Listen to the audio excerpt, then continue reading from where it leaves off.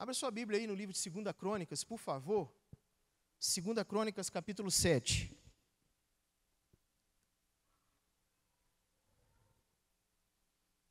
Segunda Crônicas, capítulo 7, versículo de número 1. Quer encontrar, diga amém. Glória a Deus.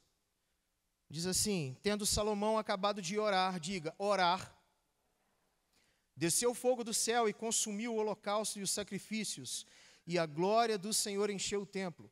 Os sacerdotes não podiam entrar na casa do Senhor, porque a glória do Senhor enchia a casa do Senhor.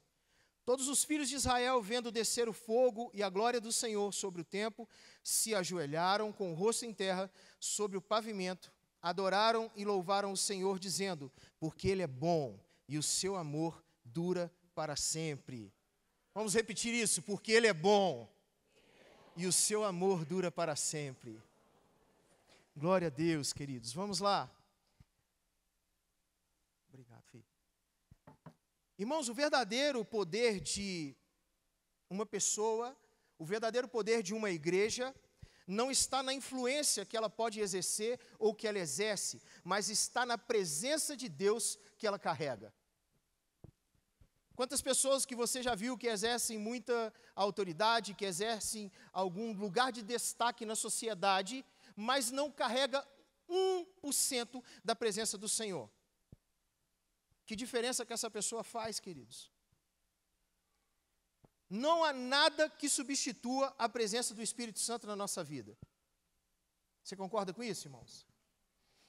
Então diga assim comigo, não há nada que substitua a presença do Espírito Santo na minha vida.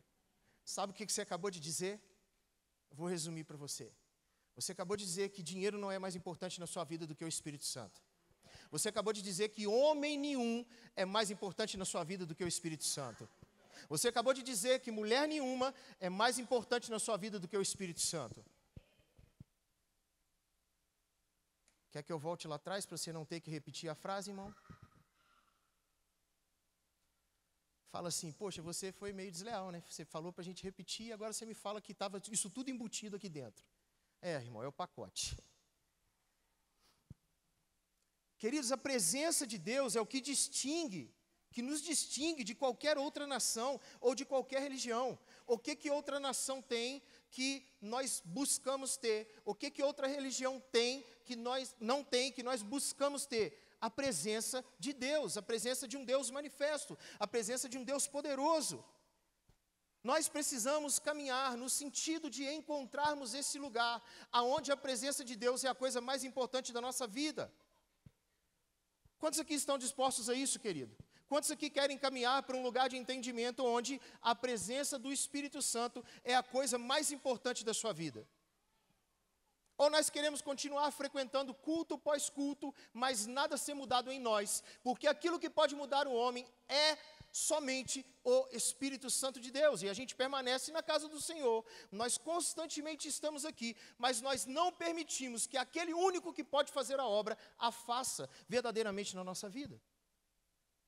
E há quem saia reclamando, dizendo que Deus não me ama, Deus não se importa comigo, Deus só alcança outros, Deus só toca em outros, mas não toca em mim. A pergunta é, o quanto você se dispõe para que Ele te toque? Moisés entendeu isso, irmãos. Eu tenho parado para pensar sobre isso, que Moisés recebe uma mensagem, uma estratégia direta do Senhor.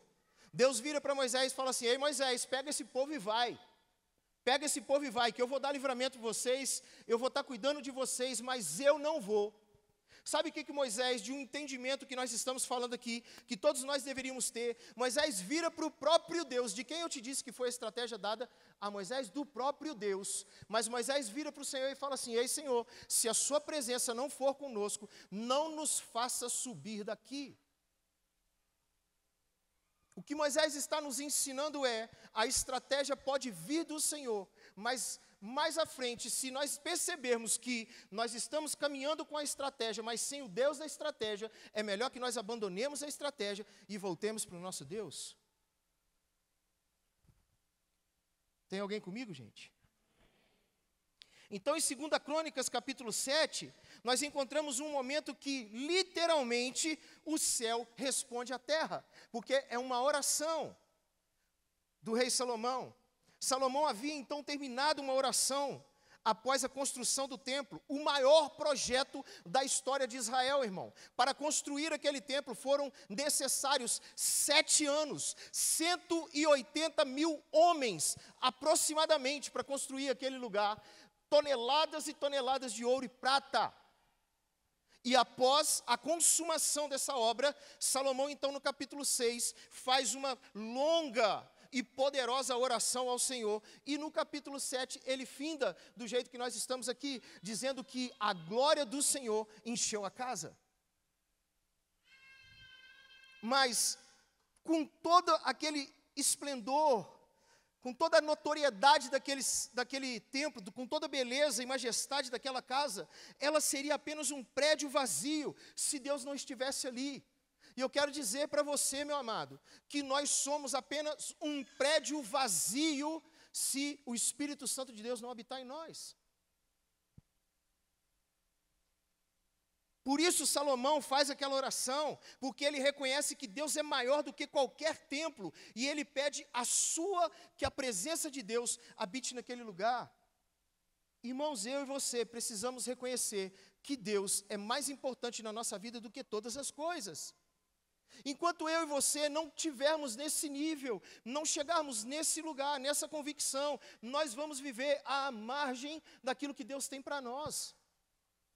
E aí, entenda-me, por favor, eu digo isso em amor, de nada valerá ficarmos aqui cantando, meu coração é teu, se o meu coração não condiz com aquilo que eu canto, ou se aquilo que eu canto não condiz com aquilo que eu vivo.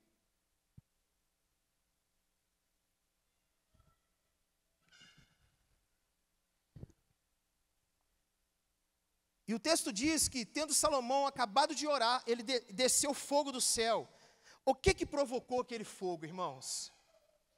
O que atraiu a glória de Deus? O que moveu Deus a se manifestar de maneira tão poderosa? E esse texto que nós lemos, 2 Crônicas 7, versículo 1 e 3, é uma resposta para nós nos dias de hoje. Que pessoas que também querem a presença do Espírito Santo enchendo a nossa casa, enchendo a nossa família, enchendo a nossa igreja, o nosso altar, o nosso coração. Agora, o que fazer para provocar isso? Foi isso que começou a série, que o pastor Bill começou domingo, e nós vamos dar continuidade. O que fazer para provocar isso, para sermos cheios, para provocar a presença de Deus nesse lugar, a presença do Espírito Santo nas nossas vidas? Diga comigo, rendição e oração. Quem aqui está completamente rendido ao Senhor? Quem aqui pode dizer assim, não vivo eu, mas Cristo vive em mim? Quem aqui abre mão de tudo por Cristo? Glória a Deus, irmão, Jesus está vendo, e glória a Deus. A primeira chave que nós vamos ver, rendição e oração. Antes de qualquer manifestação, há intercessão, irmãos. Eu não sei se todos estão cientes, nós estamos num período de 21 dias de jejum e oração pela conferência, pelo aniversário da igreja. Nós estamos com todos os dias orando no grupo de obreiros dessa casa às 18h30. Então nós estamos fazendo a nossa parte, nos rendendo ao Senhor e buscando em oração. Antes da presença visível que nós queremos ter aqui nessa conferência, há um clamor invisível, irmãos. Antes que o Senhor se manifeste de forma visível, tangível, palpável na sua vida, é necessário que você faça algo no invisível. É necessário que você batalhe no reino espiritual para que isso aconteça. Deus sempre se manifestará onde há um coração quebrantado e contrito. Salmo 51, 17 diz assim, sacrifícios agradáveis a Deus são o espírito quebrantado, coração compungido e contrito. Não o desprezará, ó Deus. Eu tenho escutado muito por esses dias, pastor Hernandes Dias Lopes. É o nosso café da manhã, o nosso devocional, o meu e da Momô, é que a gente liga, ela está mais crente do que eu nesse sentido, mas de vez em quando eu sento lá e acompanho com ela. E aí um dia ele disse assim, a oração é o incenso que sobe e o fogo é a resposta que desce. Então a gente quer ver o fogo de Deus descer aqui na conferência? Quem quer, irmãos? Para que o fogo desça, a nossa oração é o incenso que sobe. Então a gente precisa encher o céu de oração, irmãos. Então nós precisamos carregar essa atmosfera aqui de adoração. Então você que ainda não está fazendo, ainda dá tempo, irmãos. Nos ajude em oração para que o fogo de Deus caia nesse lugar. Que a gente venha receber um novo batismo, uma nova unção de Deus, para que a gente entre em novos níveis nele.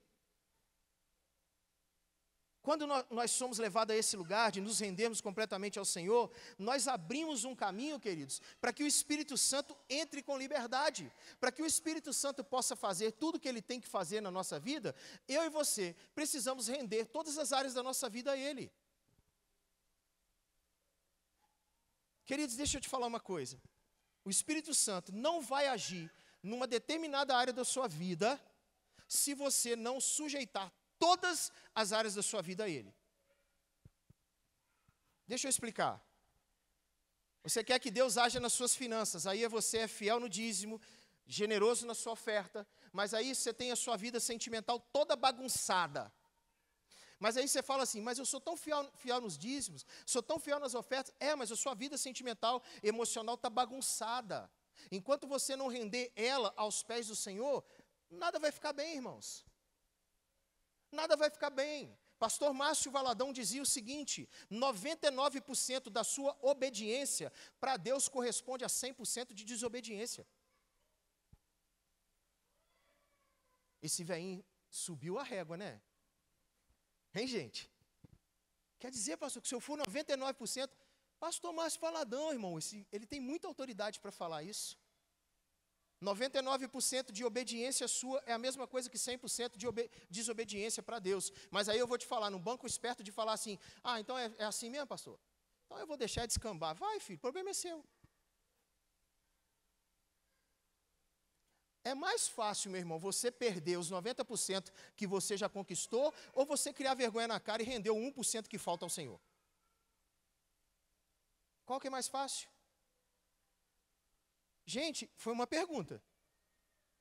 Qual que é mais fácil, gente? Vocês conquistarem o 1% que falta ou desandar os 99%? Meu Jesus, era uma resposta simples, gente. Rápida. Então, em 2 Crônicas, a gente vai ver isso. Após Salomão orar pela dedicação do templo, desce fogo do céu, irmãos. Após o quê? Ele orar. Eles encheram aquele lugar de oração. E a glória do Senhor encheu a casa. O altar que ele é consagrado, irmãos, um clamor, uma busca sincera provoca essa manifestação. O Espírito Santo é dado àqueles que renunciam a algo. O Espírito Santo de Deus é dado àqueles que renunciam. Não dá para a gente querer viver a plenitude do Senhor, se nós não estamos querendo abrir mão de prazeres efêmeros que nós temos, e nós continuamos com isso, não abrindo mão de coisas pequenas, para viver a plenitude daquilo que Deus chamou a igreja dele para viver. A gente conhece aquela história, irmãos, tantas vezes nós estamos trocando a primogenitura, a bênção de uma primogenitura, por um prato de lentilhas. Nós somos a geração que mais troca prazeres eternos e duradouros com o Senhor por simplesmente prazeres promíscuos e passageiros, irmãos.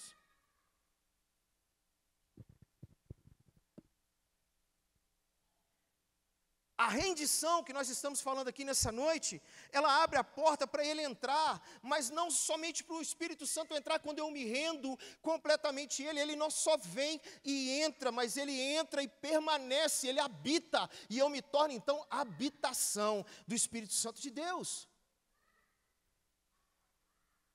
Então a primeira coisa, rendição e oração. A segunda coisa, para nós provocarmos isso, diga, unidade. Toda rendição vai começar por alguém, vai começar individualmente, mas a presença de Deus manifesta-se de forma poderosa quando há unidade.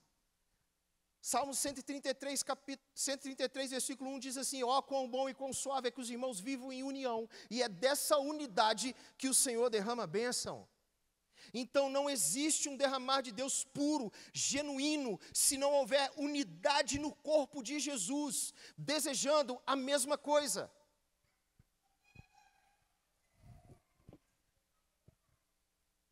Se nós formos ver exemplos da Bíblia, queridos, quando nós vamos ver um altar coletivo, uma igreja que está ali unida, alinhada, ela transmite um aroma diferente, irmãos. O Espírito Santo não se move apenas através de uma pessoa, mas onde os corações estão sincronizados em adoração, em arrependimento e fé, irmãos. Veja bem o que o Senhor Jesus disse: onde houver 2 ou mais reunidos em meu nome, ali eu estarei. Então é desse lugar, é dessa unidade que o Senhor quer falar assim: olha, se vocês estiverem 2 ou mais reunidos no meu nome, sabe, com o mesmo pensamento, unidade de pensamento e de propósito, eu vou estar ali, e onde eu estou, eu mudo todo o ambiente. Sabe, queridos, quando a gente deixa os nossos interesses pessoais, os nossos egos de lado, e os nossos corações unidos em uma única busca por Deus, nós geramos uma atmosfera espiritual, onde o Senhor vem e tem prazer de habitar. Eu não sei se todos aqui tiveram o privilégio de participar de um período aí da mesa, das nossas mesas, onde os estudos foram completamente voltados para a área de louvor, feito pelo pastor Daniel. E incrível como Deus usa o louvor como uma arma de guerra, mas debaixo de um entendimento, quando a igreja entende o que verdadeiramente é adorar, quais são os benefícios que isso traz para uma família espiritual. Essa unidade. Então, uma igreja que é unida em pensamento e propósito, essa comunhão atrai a presença do Senhor. Terceiro tópico que eu quero compartilhar com vocês, diga comigo: santidade e arrependimento. Santidade e arrependimento. A presença de Deus, queridos, se liga profundamente à santidade. E a palavra do Senhor diz que eu e você devemos ser santos, porque o nosso Deus é santo. E se fomos criados à imagem e semelhança dele, nós devemos almejar, nós devemos desejar do fundo do nosso coração sermos santos como ele é santo. Então, além de rendição, além de oração e unidade, é preciso também que haja uma integridade moral no povo de Deus. É preciso que haja um arrependimento sincero e genuíno no nosso meio. Porque existem barreiras no coração humano, querido. Existem pecados que não são confessados, atitudes que são toleradas, mas essas coisas limitam o derramar de Deus, o agir dele no nosso meio. E aí você vai me dizer assim: ah, pastor, a gente vive no tempo da graça, né? Porque se nós formos olhar a história bíblica, por causa de um homem que escondeu uma capa babilônica, todo o povo pereceu, irmãos. Todo o povo pereceu. Então fala assim: então pode ser que eu estou pagando aqui por alguém. Eu não estou querendo dizer isso, irmãos. Mas eu estou querendo falar para que você tenha essa consciência individual, que os seus pecados podem trazer problemas sérios para um arraial inteiro. E eu não estou falando para você fugir do arraial, não. Eu estou falando para você confessar e se arrepender do seu pecado. Porque é isso que o Senhor espera de nós. Então, quando a igreja reconhece o seu pecado, seja ele coletivo ou individual, se arrepende, coloca ele diante do altar do Senhor para purificação, nós abrimos um caminho para que Deus venha e faça morada. Queridos, nesses dias nós estamos aqui procurando provocar a presença do Senhor, provocar a presença do Espírito Santo, mas nós precisamos estar cientes também daquilo que faz com que nos distanciemos da presença dEle. Que ao invés de provocar, nós estamos expulsando o Espírito Santo do Senhor. Agora tem uma coisa que eu quero te falar: santidade não é perfeição, mas é uma disposição sincera de andar em retidão. Não é você ser perfeito, mas é você ter uma disposição interna de andar em retidão, queridos. E é nesse ambiente que o Espírito Santo habita com liberdade, e é nesse ambiente que ele opera poder. Olha só, o Espírito Santo não é hóspede em corações sujos, ele é Senhor em corações remidos. Vou repetir, o Espírito Santo não é hóspede em corações sujos, ele é Senhor em corações rendidos. O quarto ponto, queridos, expectativa, fome pela presença de Deus.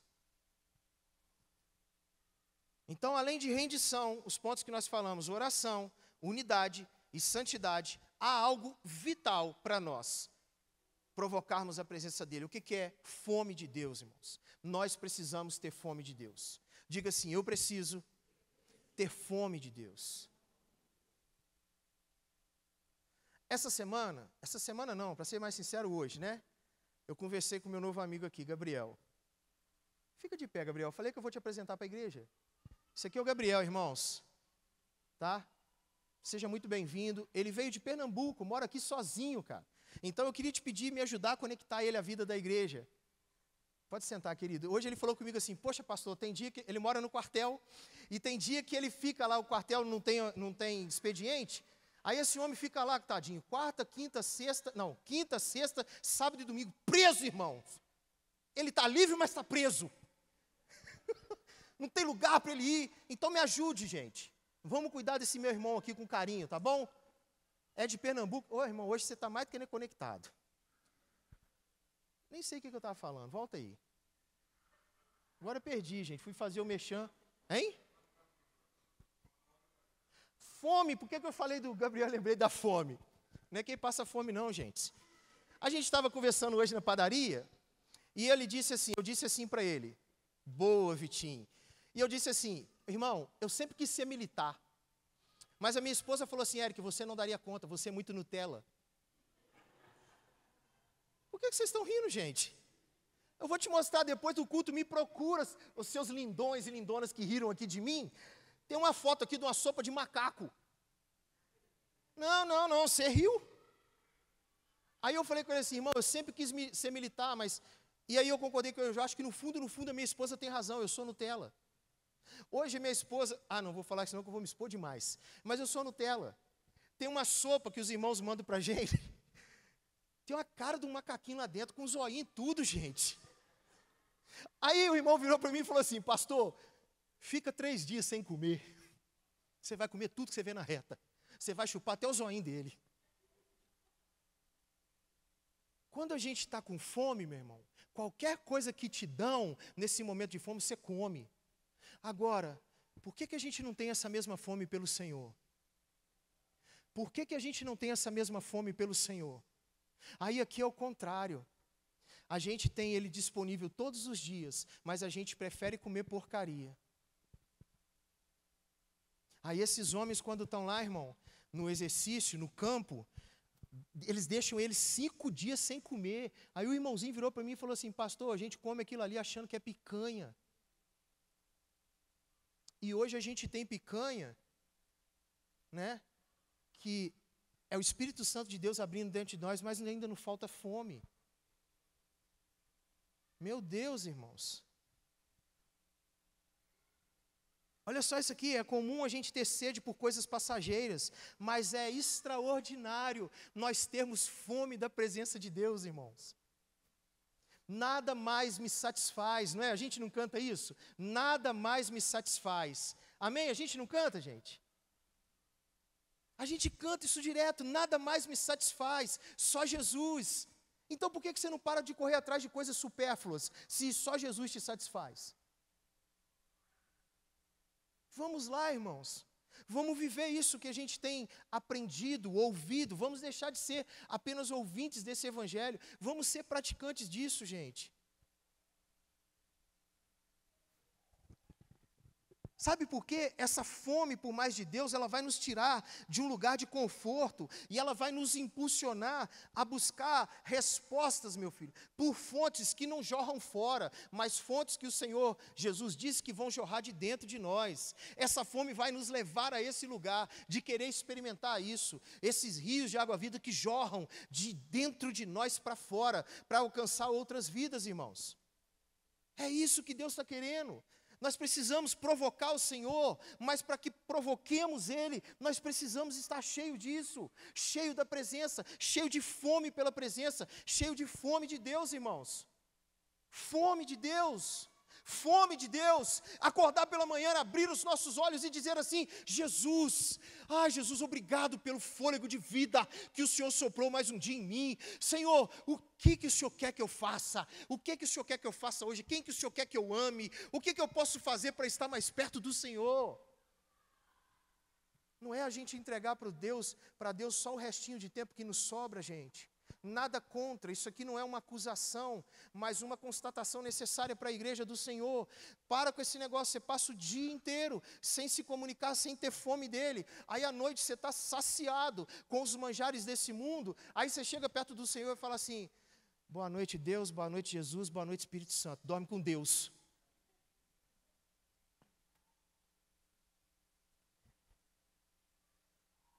Aí chega aqueles tiozinho mais antigo, fala que, vocês têm que parar com esse negócio de passar fax para Deus, que ainda fala o fax. Aí a gente quer ficar brabo.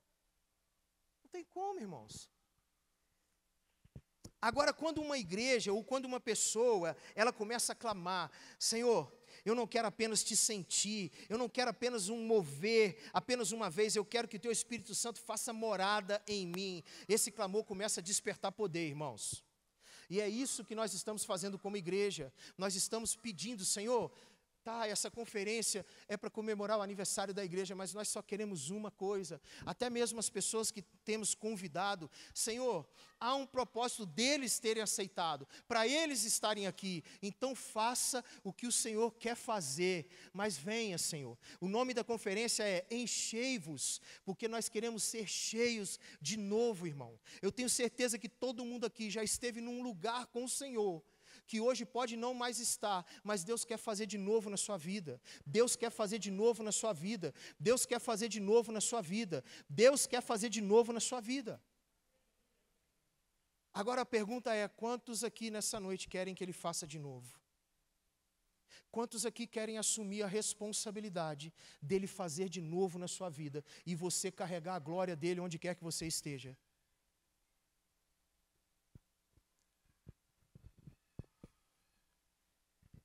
E essa fome santa nos incomoda, porque ela nos chama a buscar algo que só Deus pode saciar. É esse tipo de fome que eu estou falando, que em nome de Jesus, eu oro para que seja gerado no seu coração nessa noite, que você tenha tanta fome de Deus, que você só se sacie no Senhor, que nada que você procure, senão o Senhor, vá saciar a sua fome. E é por isso que nós vivemos famintos, porque nós não estamos indo na fonte que pode saciar a nossa fome, e aí a gente se contenta com qualquer coisa que vem. Eu quero só falar uma coisa, um testemunho histórico para você. Todos já ouviram falar, com certeza, no avivamento do país de Gales, século XVIII, 1904. Tem alguém aqui que estava vivo nessa época, irmão? Tito. Tá. Um jovem chamado Evan Roberts, você já deve ter ouvido falar nele. O seu coração começa a queimar. Esse jovem não é famoso, mas com um coração quebrantado, e uma simples oração que Evan Roberts fez mudou toda a história do país de Gales em 1904. E ele orava assim: Senhor, curva a tua igreja. Senhor, curva-me. Senhor, me dobra. E a partir desse momento, ele foi poderosamente tocado pelo Espírito Santo, irmão. E ele começou a orar intensamente, clamando para ser curvado, dobrado pelo Senhor Jesus. E aí, irmão, vamos orar igual esse homem orou? Vamos orar igual ele orou: Senhor, me dobra. Me dobra. Me dobra quantas vezes forem necessárias, para que eu volte a ser aquilo que o Senhor sempre quis que eu fosse.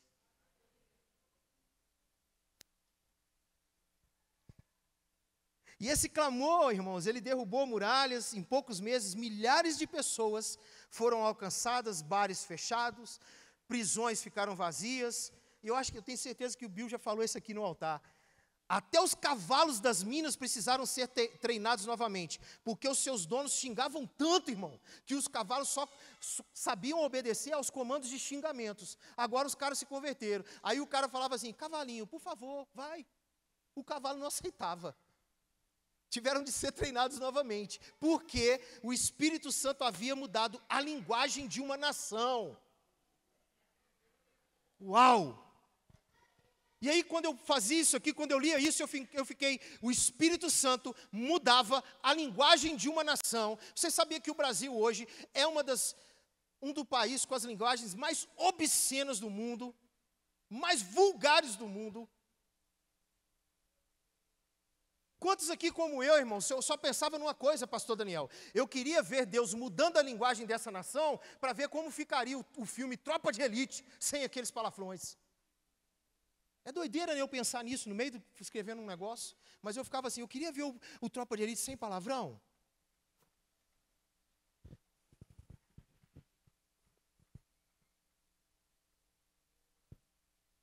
No meu rosto não, senhor autoridade, porque pode ser que atrapalhe meu velório. Eu peguei essa parte que é mais leve, né, irmãos? No meu rosto, na minha face não, autoridade. Porque senão terei que ficar apresentado para o meu velório de caixão fechado. Imagina Deus mudando a linguagem da nação brasileira. Mas Ele não vai mudar uma nação inteira sem começar pela sua igreja antes. Sem as nossas bocas serem sujas e imundas, como às vezes ainda são. Mas glória a Deus, aqui dentro ninguém é assim, irmãos. Nem saber despistar, vocês sabem que era a hora exata de vocês falarem assim: amém. Primeiro não mentindo, mas profetizando, que talvez se você fale, você vai parar hoje. Agora você falou amém, ficou feio, porque eu sei que eu sei. Estou brincando, nem te vi, irmão. Então, para a gente encerrar, a presença do Espírito Santo não vem por acaso, irmãos. O que nós estamos dizendo aqui de provocar, isso não vem por acaso, isso não é à toa. É provocado por corações rendidos e famintos do Senhor. Tem corações aqui que querem se render completamente ao Senhor? Tem corações aqui que ainda têm fome e sede pela presença de Deus? Ela é atraída na unidade, na santidade, no arrependimento e na fome de Deus. O fogo só vem quando nós preparamos um altar. O fogo só vem quando preparamos um altar. O avivamento só acontece quando o povo se prostra, se rende e clama por um único objetivo: a presença de Deus. A glória só enche o que está vazio de si mesmo. Então, para Deus nos encher, primeiro Ele vai ter que nos esvaziar de tudo que não presta, irmãos. Então, o convite para você nessa noite é: o Senhor quer te encher, mas você precisa permitir que seja arrancado tudo que não presta que está aí dentro. Sabe, pensamentos, sabe, atitudes que o Senhor Jesus já mandou você tomar e você não toma.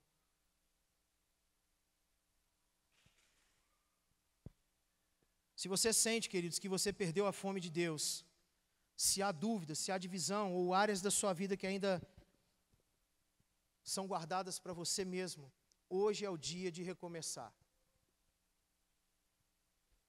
De se render ao Senhor, de buscar a sua face em unidade, de se arrepender dos seus pecados e não mais cometê-los, de reacender a nossa fome espiritual e nós clamarmos para que o Espírito Santo venha fazer morada em nós. Que Ele não venha e faça alguma coisa e vá embora, mas que Ele venha e faça morada em nós. Queria que você colocasse de pé no seu lugar.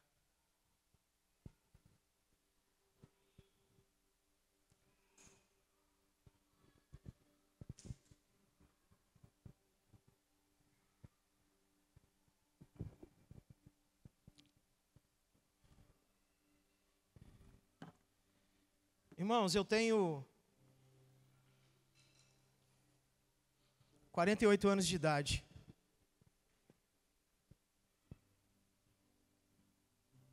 Talvez mais velho do que muitos aqui. O que eu quero dizer com isso é que eu já tive a sua idade, eu já fui mais novo. Eu já brinquei muito com Deus. E hoje eu vejo uma geração que continua brincando com o Senhor. Mas vocês têm tudo para serem uma geração cheia do Espírito Santo de Deus. Não nos falta nada.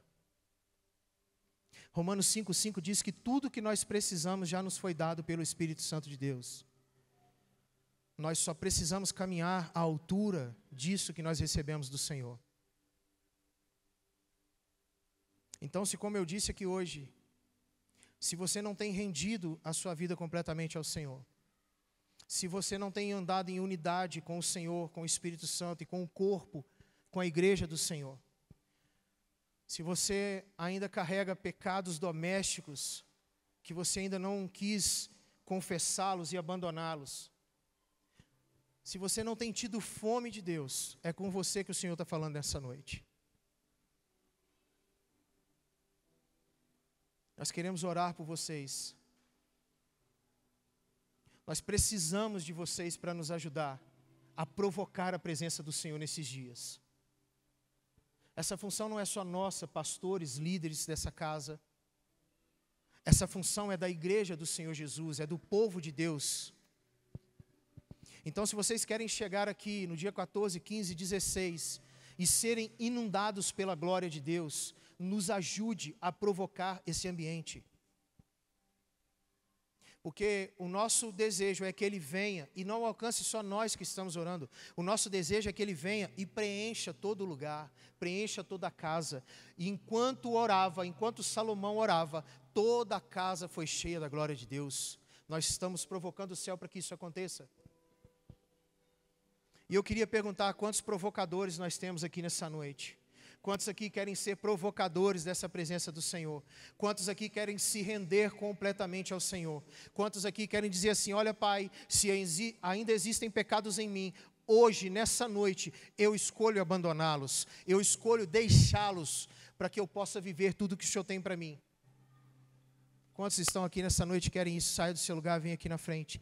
Mas antes que você saia, deixa eu dizer uma coisa. Não saia do seu lugar, se isso for apenas algo emocional. Continue onde você está, por favor. É só para você que entende assim, olha Senhor, é hoje. Como eu disse aqui, hoje é um recomeço. Senhor, eu quero recomeçar. Eu quero recomeçar, eu quero que tudo seja diferente de agora em diante. Eu não quero mais brincar, eu não estou aqui mais para brincar. Eu quero provocar a Tua presença. E eu quero que a minha vida seja esse instrumento. Saia do seu lugar, nós queremos orar com você. Nós queremos orar, impor as mãos sobre a sua vida. Nós queremos impartir isso com você, porque nós precisamos, queridos, do que vocês carregam. Nós precisamos daquilo que vocês carregam.